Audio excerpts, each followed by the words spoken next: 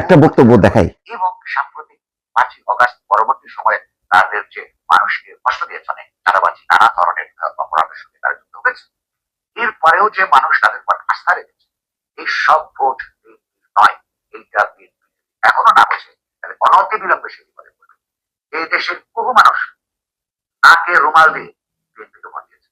নাকে রুমাল দিয়ে কারণ ওই ধানের শীষ দেখলে তার চাঁদাবাজির দুর্গন্ধ তার নাকে আসে, নাকে রুমাল দিয়ে দিয়েছে জামাত ইসলামের হাত থেকে বাঁচার। কথাটা কি মিথ্যা? খুব শক্তভাবে নুরুল কবির বলেছেন, কিন্তু বিষয়টা সত্য। বিষয়টা সত্য। এবার শেষ সময় এসে মানুষ একটা ভয়ার্ত হয়েছে। মানুষ দেখছে যে ওরে বাপরে, এরা তো আসলে নারীদেরকে ঘরবন্দি করবে, এরা তো আসলে গণতান্ত্রিক যে অধিকার, যে গণতান্ত্রিক দেশের যেই মানুষের যে অধিকার, কথা বলা, তারপরে তার সাংস্কৃতিক অনুষ্ঠান করা, গণমাধ্যমের স্বাধীনতা, এগুলো নিশ্চিত হবে না। এখানে জামাতের বেশ কয়েকজনের বক্তব্য মানুষ খুব রিয়াক্ট করেছে। যেমন এর মধ্যে ব্যারিস্টার শাহরিয়ারের একটা বক্তব্য মানুষ রিয়াক্ট করেছে। শেষ সময় এসে কয়েকটা ঘটনা, যেমন যমুনাকে ঘিরে ইনক্লাব মঞ্চের ব্যানারে তাদের যে উত্তেজনা, এতে বোঝা যাচ্ছিল যে তারা ঢাকার তরুণ সমাজকে একটা উন্মাদনা দেওয়ার চেষ্টা করেছে, যাতে তারা হাদির কথা মনে করে ঝাঁপায় পড়ে এবং এই ভোটটা যাতে জামাত ইসলাম বা ওই জোটের পক্ষে যায়।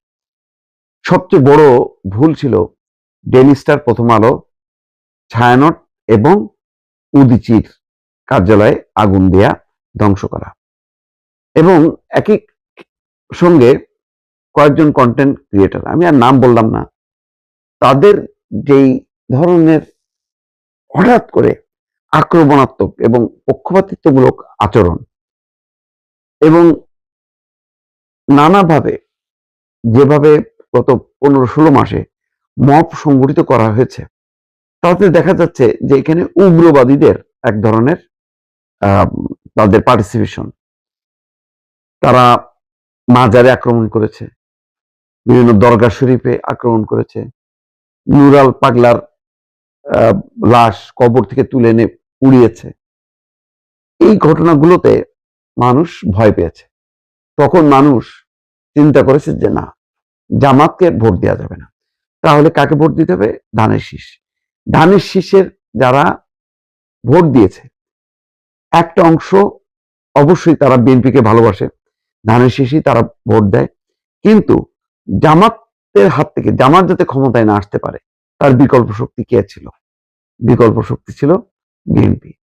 অথচ অনেকে কখনোই সারা জীবনে ধানের শীষে ভোট দেয়নি, কারণ তাদের মধ্যে অনেকেই জামাত আর বিএনপিকে একভাবেই দেখত, আলাদাভাবে দেখত না। সুতরাং তারা ধানের শীষের ব্যাপারে নাখোশ ছিল।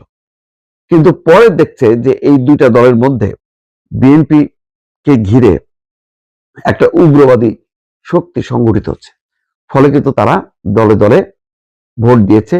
সেই ভোট দেওয়ার মধ্যে সংখ্যালঘুরা যেমন আছে, তেমনি আছে আওয়ামী লীগের একটা বড় অংশ, তেমনি আছে যারা গণতান্ত্রিক, বাম, প্রগতিশীল রাজনীতি বিশ্বাস করে, অথবা যারা মুক্তমনা মানুষ, যারা স্বাধীন, যারা একটু নাটক দেখে, যারা একটু গান গায়, এরকম লোকজন আছে না, তারা হঠাৎ করে সংগঠিত হয়েছে। তারা এসে দেখছে যে জামাত আসলে তো পুরো জিনিস ওলটপালট করে ফেলবে, স্বাধীনতা, মুক্তিযুদ্ধ, সংবিধান, নারীর অধিকার, অনেক কিছু নিয়ে নতুন করে জামাত ভিলেন হিসেবে সামনে আসলো। ফলে জামাতকে পরাজিত করার জন্য তারা দলে দলে ভোট দিতে থাকলো ধানের শীষে। সুতরাং বিএনপির এটা মনে করার দরকার, আজকে যে বিএনপির বিশাল বিজয়, এই বিজয় কিন্তু শুধুমাত্র বিএনপির নেতা কর্মী, সমর্থক, শুভাকাঙ্ক্ষীদের দ্বারাই হয়নি। ওই যে যারা বিএনপিকে কখনো দেখতে পারে না, ধানের শীষে কখনো ভোট দেয় না, তারাও শেষ সময় শুধু জামাতের হাত থেকে বাঁচার জন্য ভোট দিয়েছে। সুতরাং এই জিনিসটা কিন্তু বিএনপির মাথায় রাখা উচিত, যেটা নুরুল কবির বললেন। উপদেষ্টা এবং মন্ত্রী মিলায় প্রায় 60 জন। তো 60 জন সবাই যদি এখন কথা বলতে থাকেন মিডিয়ার সামনে, দেখা গেল যে বেফাস কথাবার্তা, অতিরঞ্জিত কথাবার্তা, সেগুলো আবার বিরূপ প্রভাব পড়বে। একটা শিরোনাম বলি, প্রধানমন্ত্রী মহোদয় অনুগ্রহ করে কিছু মন্ত্রীদের মুখে টেপ লাগিয়ে দিতে বলুন। এটা বুঝতে পারছি। এই কথাটা বলছেন সামাজিক যোগাযোগ মাধ্যমে পোস্ট করেছেন জনপ্রিয় অভিনেতা সোহেল রানা। তিনি লেখেন, প্রধানমন্ত্রী তারেক রহমানের নেতৃত্বে দেশের মানুষ নতুন সরকারকে আশা এবং আনন্দের সঙ্গে গ্রহণ করেছে। তবে কিছু মন্ত্রী অপ্রয়োজনীয়ভাবে মিডিয়ার সামনে বক্তব্য রাখায় সরকারের ভাবমূর্তির উপর নেতিবাচক প্রভাব পড়ছে।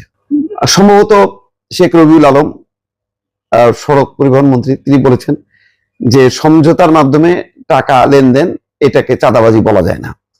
এই কথাই তো ব্যাপক প্রতিক্রিয়া তৈরি হয়েছে। এছাড়া সর্দার সাখাওয়াত হোসেন বকুল, স্বাস্থ্যমন্ত্রী, তিনি বলেছেন যে আগে মানুষ ডাক্তারের পিছনে দৌড়াতো, এখন ডাক্তার মানুষের পিছনে ছুটবে বা যাবে। এর আবার তাসনিম যারা এনসিপির সাবেক নেত্রী এবং খুবই ফেসবুকে তার যে ফলোয়ার্স সংখ্যা অনেক বেশি, খুব তার প্রতিটা পোস্টের অনেক ফলোয়ার। তো সেখানে আমি দেখছিলাম যে তিনি ব্যাখ্যা করেছেন যে একজন বাংলাদেশের 10,000 মানুষের জন্য একজন বা দুজন ডাক্তার মাত্র। তো ফলে এত হাজার হাজার মানুষের পেছনে ডাক্তারদের ছোটা সম্ভব না, কিন্তু স্বাস্থ্য সেবাটা নিশ্চিত করা দরকার, সেটা আমিও বলেছি। তো সম্ভবত এই সমস্ত কথাবার্তা মানে যেগুলি আসছে, খুব ভাইরাল হচ্ছে, এগুলি তিনি ভালোভাবে নিচ্ছেন না।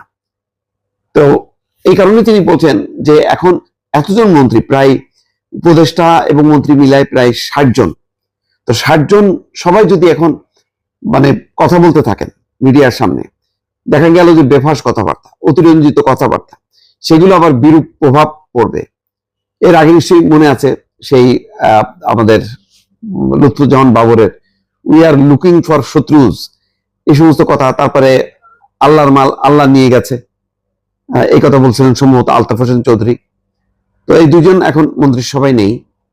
তাদের এই কথাগুলো কিন্তু বিএনপিকে দারুণভাবে বেঁকে ফেলেছে। তো এখনো ওই সোহেল রানা সম্ভবত শুভাকাঙ্ক্ষী হিসাবে তিনি মনে করছেন যে এখন অনেক মন্ত্রী প্রতিদিন, আর এখন সোশ্যাল মিডিয়া, তারপরে মিডিয়ার সংখ্যা অসংখ্য, এক একটা মন্ত্রীর সামনে অনেক ক্যামেরা ধরা হয়, মাইক্রোফোন ধরা হয়। তো যারা বেশি কথা বলেন, বেশ চমকপ্রদ কথা বলেন, চটকদার কথা বলেন, তাদের পিছনে ছুটতে থাকবে মিডিয়া, আর তারা এমন এমন সব কথাবার্তা বলবেন, পরে দেখা যাবে যে এটা হিতে বিপরীত হয়ে যাবে, সরকারের ভাবমূর্তি নষ্ট হবে। সম্ভবত তার প্রেক্ষিতেই সোহেল রানার আর্জি যে প্রধানমন্ত্রী মন্ত্রীদের মুখে, কিছু মন্ত্রীদের মুখে টেপ লাগায় দেন, যাতে তারা বেফাস কথা বলে মানে সরকারের উদ্দেশ্য লক্ষ্যটাকে নষ্ট না করতে পারে। কোনো চাকচিক্য নেই, কোনো বাহুল্য নেই, খুব সাদামাটা সেই পথ ধরেছেন। এখন এই পথটাকে শুধু যদি প্রধানমন্ত্রী হিসেবে তারেক রহমান অনুসরণ করে, আর বাকি তার টিমমেটরা, তার ক্যাবিনেট মেম্বাররা যদি অনুসরণ না করে, তারা যদি তাদের বাহাদুরিটা দেখায়, তাহলে একটা বিপর্যয় হবে। সরকারের দায়িত্ব নেওয়ার সাথে সাথে তারেক রহমান কিন্তু আগুনের উপর পা দিয়েছেন এবং একটা চিকন সুতার উপর দিয়ে হাঁটতে শুরু করেছেন। যদি স্লিপ খায় একেবারেই পড়বেন এবং আগুনে তিনি পুড়ে যাবেন। কেন বললাম এই কথা? কারণ প্রধানমন্ত্রী হিসেবে জনপ্রিয় থাকাটা কিন্তু খুব চ্যালেঞ্জ। শেখ হাসিনা দেখছেন যে এটার কোনো জনপ্রিয়তার কোনো ধারে কাছে ছিল না।